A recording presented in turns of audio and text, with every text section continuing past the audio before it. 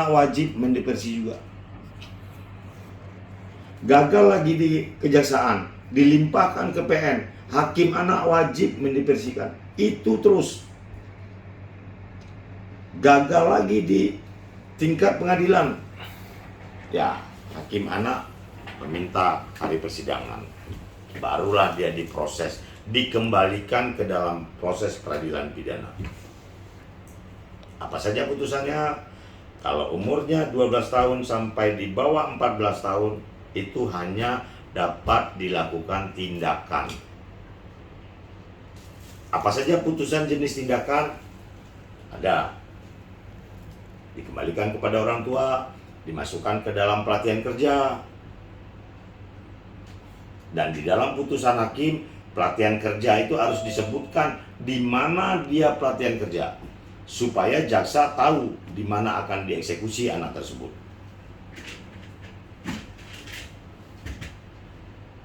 Itu proses diversi. Sampai di sini ada pertanyaan dulu atau kita lanjut terus dulu?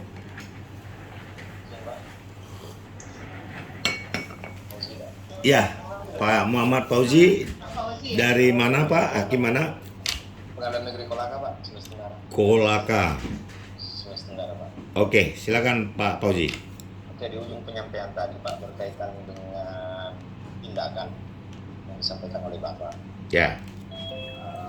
Selain 12 ke 14, apakah ada ancaman pidana tertentu sebagaimana yang dimaksud pada 82, khusus untuk penuntut umum, hanya ayat 3-nya hanya dapat diajukan dalam tuntutan dengan pidana penjara yang paling singkat 7 tahun. Mohon pencerahannya berkaitan dengan itu, Pak. Ya. Jadi kalau tindakan itu tidak ada dapat kita lakukan anak terhadap masuk penjara, Pak Fauzi. Dia ada tindakan, ada pidana. Di pidana tersebut ada beberapa macam. Ada pidana di dalam lembaga, ada pidana di luar lembaga. Dan terakhir, jadi filosofi dari Undang-Undang SPPA ini berbanding terbalik dengan filosofi yang ada di KUHP, Pak. Jadi kalau di KUHP, ancaman yang terberat dulu hukuman mati, 20 tahun penjara berderet sampai hukuman tutupan. Tapi ketika kita pegang perkara anak, filosofi Undang-Undang SPPA itu yang paling teringan dulu Pak diberikan. Kalau memang pidana ya Pak ya, bukan tindakan. Kapan dia dapat diterapkan hukum pidana? Umur anak yang telah berumur 14 tahun sampai di bawah 18 tahun. 14 tahun sampai di bawah 18 tahun itu pidana boleh. Kalau untuk tindakan, anak boleh diberikan pada umur 12 tahun sampai sebelum 14 tahun. Itu putusan Bapak ditindakan saja. Tidak ada dia bisa dipenjara 7 tahun, tidak ada dia akan bisa masuk ke pidana.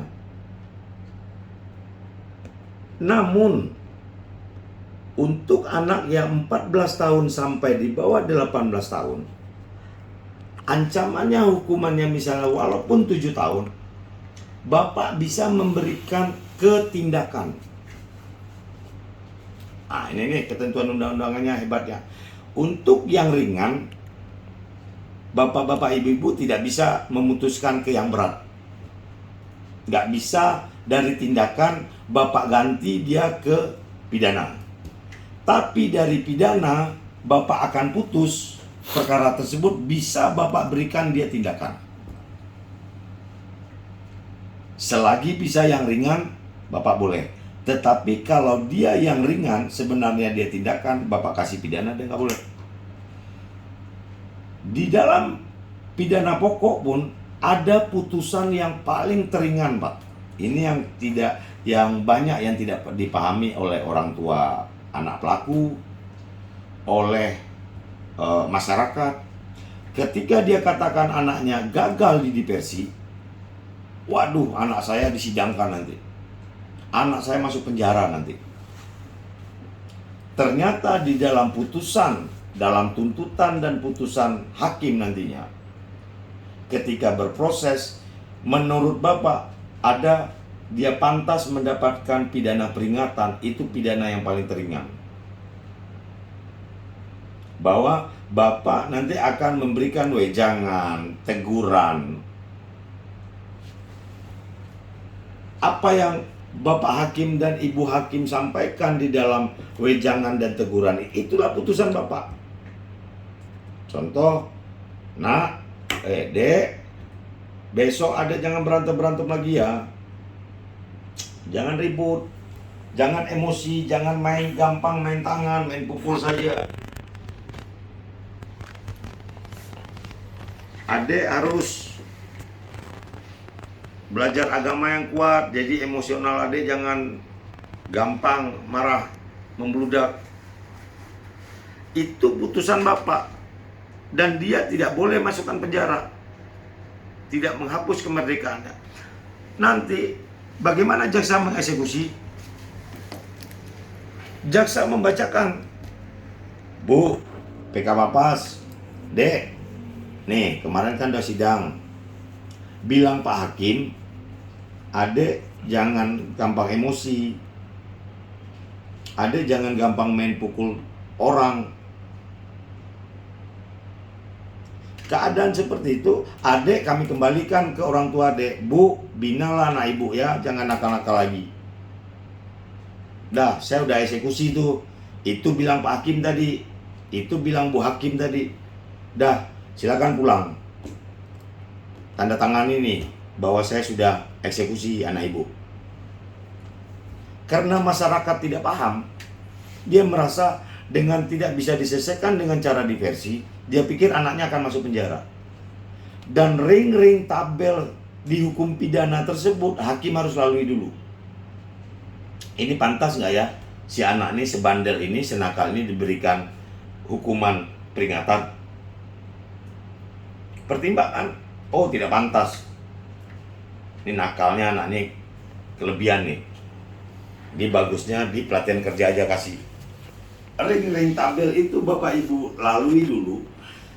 Kalau sudah dilalui yang pantasnya dia masuk penjara, barulah ada sisi-sisi yang dilihat kenapa dia harus masuk penjara.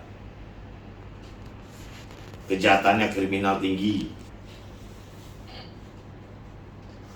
dia kan membahayakan terhadap diri orang, dia masuk jaringan internasional dalam pengeboman atau jaringan narkoba yang luar biasa, yang bukan dia sebagai alat, tetapi memang otaknya juga dia ikut. Anak lepas, silakan. Tetapi kalau masih ada sisi-sisi orang tuanya ada, dia sekolah, kejahatan dia tidak begitu, kriminalnya tinggi, udah tidak, jangan kita masukkan ke penjara lagi. Izin Pak, boleh menyampaikan Pak? Ya, silakan Pak Boji. Jadi yang kami tangkap seperti ini Pak, meskipun dia di usia 12 sampai 14, Ya. usia 12-14, namun apabila ancaman pidananya lebih dari 7 tahun, itu dari penuntut umum tidak bisa mengajukan tuntutan tindakan Pak, sebagaimana yang tadi saya sebutkan pasal 82 itu. Oke. Dan yang kedua Pak, tadi Bapak mengkelompokkan terkait dengan 12-14 itu tindakan, 14-18 itu bisa pidana pokok. Oke. Kami mohon diluruskan Pak, itulah tadi di awal Bapak menjelaskan bahwa tujuan dari adanya diklat supaya kita dapat mengetahui, jangan cuma membaca pada undang-undangnya saja. Jangan sampai kami ada kesesatan dalam berpikir Pak. Iya Pak Boji. Ini siapa mohon pencerahannya, khususnya terkait pada poin penjelasan dalam undang SPPA itu sendiri. Disebutkan anak yang berumur kurang dari 12 tahun hanya dapat dikenai tindakan. Anak yang mencapai 12 sampai 18 dapat dijatuhi tindakan dan pidana. Jadi range usia yang kami tangkap di sini Pak 12 sampai 18. Mohon pencerahannya Pak, jangan sampai kami ada kesesatan dalam berpikir analisa penjelasan tersebut. Terima kasih Bapak. Oke, terima kasih Pak Fauzi. Siap Bapak. Ini benar-benar jangan sampai kita menangani perkara tersebut menjadi suatu masalah. Karena kita tahu untuk perkara anak itu pemerhati anak betul-betul mengawasi kasus ini. Apalagi suatu perkara anak yang menarik perhatian. Kita pegang perkara anak, kita yang bermasalah.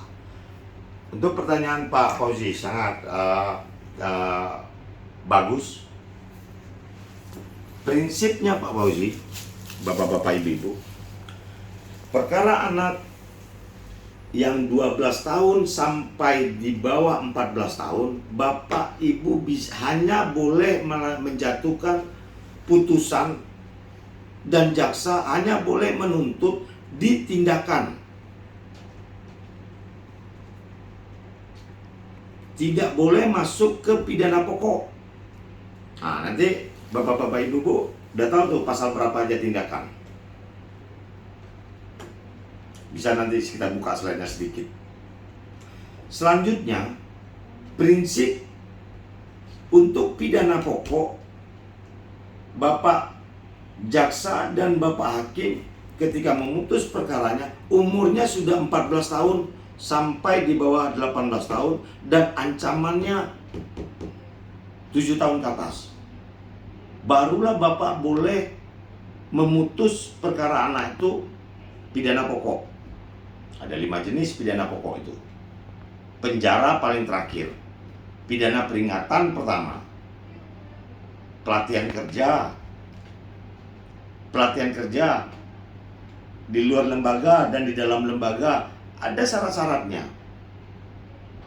Itu untuk umur 14 tahun sampai di bawah 18 tahun. Pak, bagaimana Pak? Umur yang 14 tahun di bawah 7 tahun, di atas 7 tahun tersebut, ada sisi-sisi kita lihat. Yang berat tersebut kan pidana pokok tuh Pak, daripada tindakan. Karena dia berat, dia boleh Bapak jatuhkan ke pidana yang lebih ringan. Tindakan. Mungkin ada pertimbangan yang Bapak lihat, Pak ini tindakan aja. Jadi intinya yang berat keringan boleh, tapi tindakan yang ringan tadi kalau dia Bapak jatuhkan, tapi mungkin ada pasal jengkel dengan kita waduh aku kasih aja dia pidana pokok, itu nggak boleh. Nah, untuk